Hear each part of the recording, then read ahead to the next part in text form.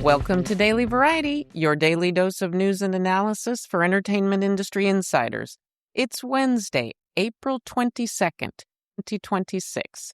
I'm your host, Cynthia Littleton. I am co-editor-in-chief of Variety alongside Ramin Satuda.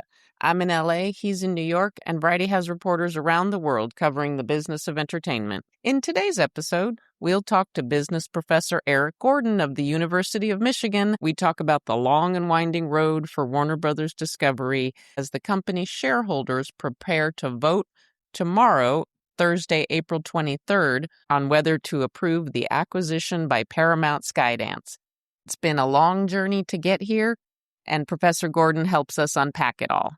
But before we get to that, here are a few headlines just in this morning that you need to know. Netflix is kicking the curbs on the CBS Radford lot in Studio City. Buying a lot with soundstage infrastructure would seem to be a logical progression for Netflix now that it isn't buying Warner Brothers and HBO. My colleague Gene Mattis has the scoop. Neon has acquired the buzzy drama Paper Tiger from Helmer James Gray. The movie has also secured a competition berth in Cannes next month. Adam Driver, Scarlett Johansson, and Miles Teller will add some Hollywood star power to the lineup on the Quasset. Former CBS Mornings executive producer Shauna Thomas has moved to MS Now.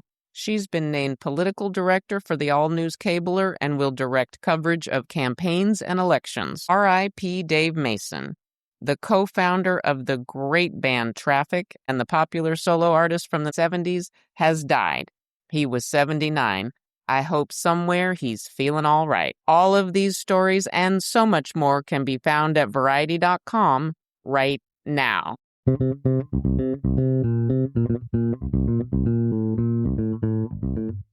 And now it's time for conversations with industry leaders about news and trends in show business. Eric Gordon, professor of the University of Michigan's Ross School of Business, joins me now to talk about all the twists and turns in the saga for Warner Brothers Discovery. Eric Gordon, professor at the University of Michigan's Ross School of Business, thank you so much for joining me. My pleasure, Cynthia. Well, this month feels like it's going to be an all Warner Brothers and Paramount all the time kind of month. Really, the deal is coming to a head for sure. On Thursday, we will have a significant shareholder vote from the Warner Brothers Discovery side. It seems hard to believe that shareholders won't vote to receive this very big premium on the stock at that $31 a share in cash. Professor Gordon, you study M&A transactions. You just mentioned to me that you're looking at the Warner Brothers Discovery Paramount deal is like in a petri dish, something that you and your class have been studying this year. Let's take a few steps back and tell me, from your perspective, what is unusual about this deal? Well, the first thing that was unusual about it, I guess, was that Paramount Sky, let's call it P-Sky, went hostile. Usually you try to not do that. The problem was Warner Brothers wouldn't talk to David Ellison at P-Sky. But they went hostile, and they went really hostile. They did a tender offer, which is a legal maneuver, which is highly hostile. They said they were going to start a proxy contest, which is really hostile. They'd been told about 23 times to go away. So I think the first surprise, almost miracle, is that P-Sky is walking away with the goods. Is that on its face unusual that a target of the acquisition would just say no, no, no, and take so long to more formally engage with them in the give and take of discussions? I think it is unusual on both sides. It's unusual for the target to just say, we're not going to talk to you. Take a hike. We don't want to listen. Sort of like, putting their hands over their ears and going, na, na, na, na, na, na. That's pretty unusual. It finally got to the point where some legal duties took over. It's also unusual for the pursuer, the acquirer, P-Sky, to be so persistent. I mean, you got to give David Ellison credit for, he's the guy who gets, turned down by a girl 23 times, and he asks the 24th time, and she says, okay, I'll go out with you. Let me ask you, Professor Gordon, the Revlon standard. We've heard a lot about it as coming into play in this deal. Can you, in a nutshell, tell us what the Revlon standard is and how it's come into play here? The Revlon duty is a corporate law duty that says that the directors and officers of a target company, once they decide that the company is going to be sold, have to get shareholders the best value reasonably available. It's a combination of the highest price plus certainty of closing. That worked against Paramount Sky in the beginning because Warner Brothers said, well, you can't get the financing, you can't get this deal closed. And then there was this business, okay, well, Larry Ellison will back putting some money in. And Paramount Sky ran around getting some commitments, came back and said, look, our financing is okay. You will be able to close us. They came in with $31. At that point, Revlon duty was, well, Warner Brothers, whether they like it or not, their duty to their shareholders is to take the best value reasonably available. They turned around to Netflix and said, look, we're not crazy about doing this, but we got to do this. Can you match this value? And Netflix said, well, look, we're very disciplined when we do acquisitions. We don't overpay. We're not going to match that bid. There has been so much discussion of the debt involved in this deal. How do you think that is going to impact the closing of the transaction and the operations of the company going forward? Yeah, I mean, it's the amplifier of success, but it's the scariest thing, especially in an industry where your business isn't linear. You know, if I'm turning out, loaves of bread, sales go up a little bit, they go down a little bit. I don't have a bad year. I don't have a year where I have launched 2 flops in a row, 2 mediocre things that maybe earned their money back. I don't bleed that kind of money. I buy the flour, I sell the bread. You can put a lot of money into a high budget production and get 1/10 of the money back. If you do that under the burden of having big interest payments on your debt, when you mix the industry economics, the industry variability from sort of year to year, from production slate to production slate, with the debt, which is constant, it doesn't flex with your box office success or failures. It's just there. That's a really dangerous combination. The credit rating agencies like Standard & Poor's or Moody's, they have definite classifications for the quality of debt, and they have very little wiggle room, and that also could be challenging going forward. Now, all that said, if they get on the other side of this transaction, debt refinancing is a gigantic business. There's a lot of smart people there. Undoubtedly, there will be ways to do it, but because of the components of this deal, and Daily Variety listeners know there is a lot of financing coming from outside the country, some of it coming from the Middle East, which has raised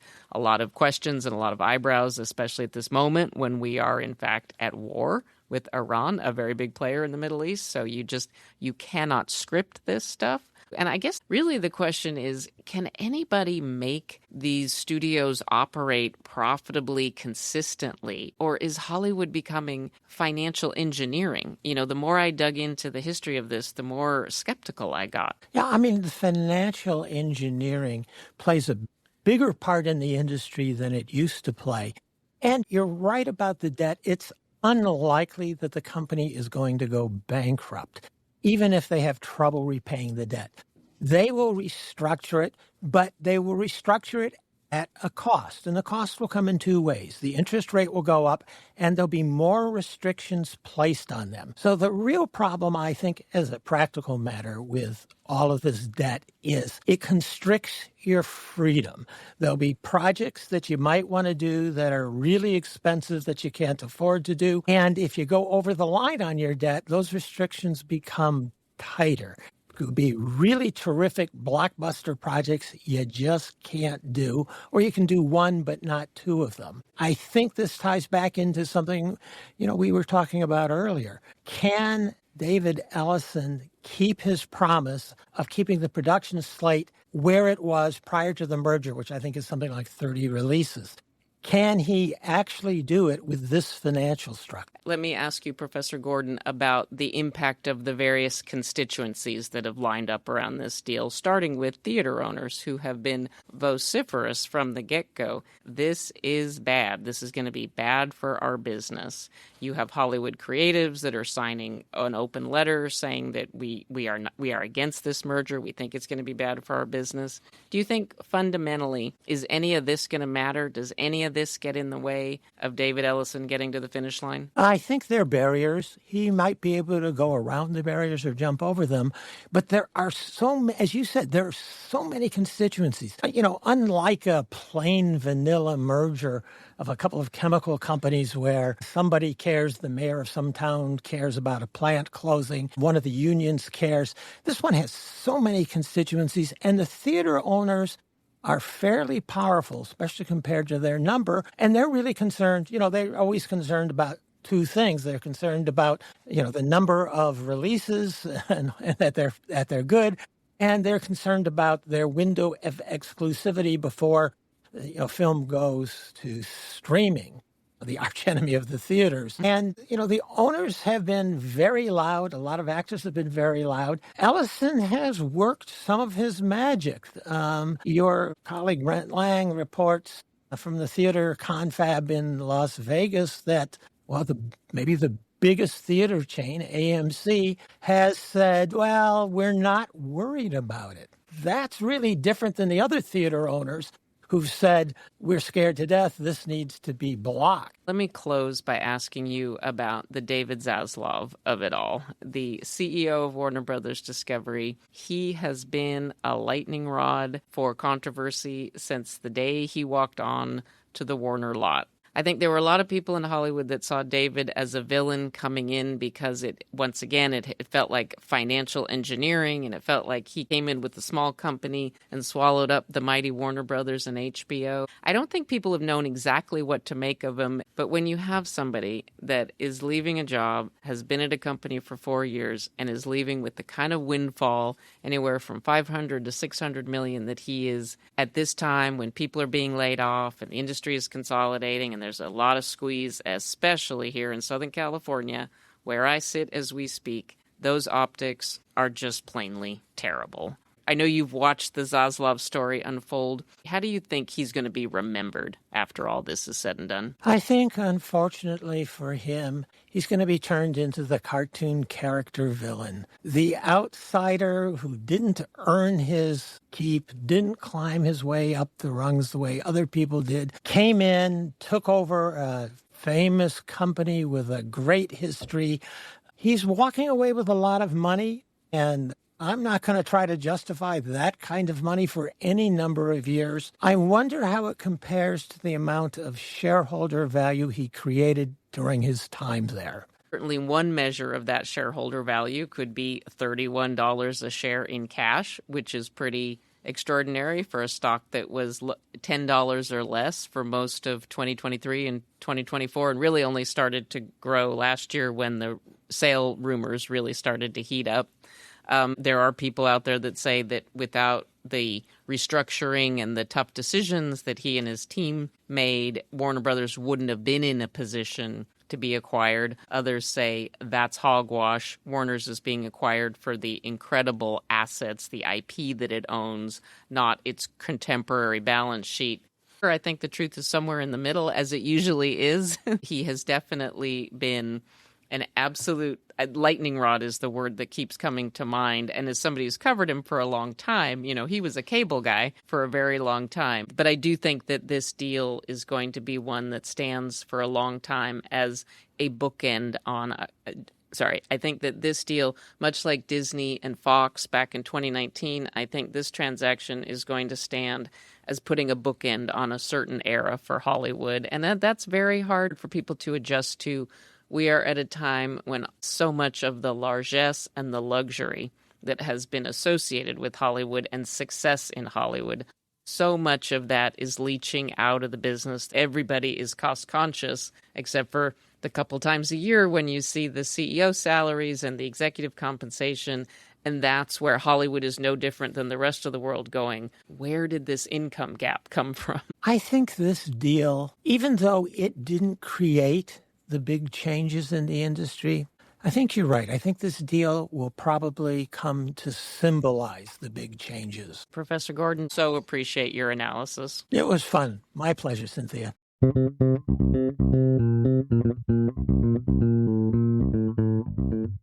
As we close out today's episode, here's a few things we're watching for.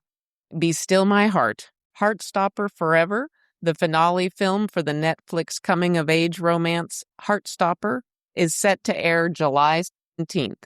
What will become of Nick and Charlie? Only 3 months more to wait. The Academy of Country Music Awards are set for May 17th in Las Vegas. Shania Twain is set to host for the first time. Thursday, April 23rd, is the date for the Warner Brothers Discovery shareholders vote, and it's also the day that NFL teams start picking their new prospects.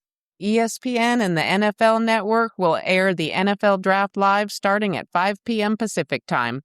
Go Fernando Mendoza. We love to hear from our listeners, so please send thoughts, gripes, and other feedback about Daily Variety to podcasts@variety.com. Before we go, congrats to Oliver Jones. He's joining Amazon MGM Studios as Senior Commissioner for UK Scripted. Jones has spent the past 6 years working for Apple TV. He's relocating back to his native London from Los Angeles for the Amazon role, where he will work for Nicole Clemens. Thanks for listening. This episode was written and reported by me, Cynthia Littleton. Sticks, Nicks, Hick Picks. Please leave us a review at the podcast platform of your choice, and please tune in tomorrow for another episode of Daily Variety.